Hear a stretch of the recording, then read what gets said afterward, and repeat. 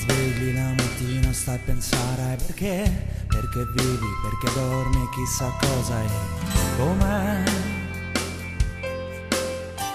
E sta un po' calmo e prova a fare qualche cosa per te. Prova a ridire tutto ciò che provi e pensieri, perché resteremo per sempre noi e non si cambia mai, senza chiederci com'è.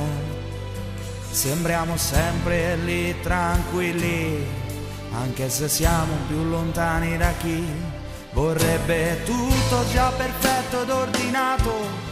Tanto avrà dimenticato che a 20 anni è tutto un muro che va battuto e non saltato. E le parole di mio padre sulla porta, non star lì a fantasticare. E se provassi un po' a studiare, invece di star lì sempre a sognare, sempre a sognare.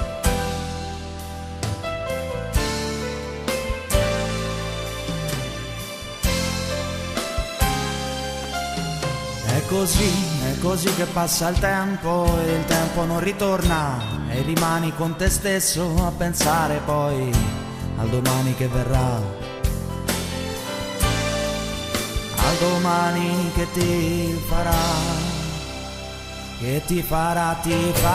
fare le valigie e cercare una strana terra dove vivono gli uomini soli, uomini contro la guerra del mondo che non sa che fare e le parole che non sa più dire, da sparare dai telegiornali per poi stringerti le mani di terra nei campi ad arare e di sale nei mari a pescare, mani stanche per lavorare accanto al fuoco d'un focolare. E a te mamma quasi a 20 anni, quando i figli ti cresceranno, solo attimi ti resteranno fra i ricordi e tra gli affanni. E va bene così, così da solo, tra poche stupide strane idee.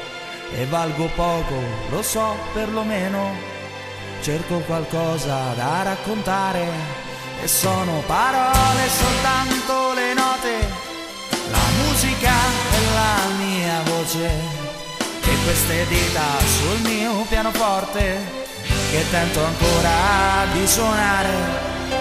E allora cerca di stare tranquillo, prova a chiedergli un po' d'amore, come quando per occhi improvvisi non potevi più respirare,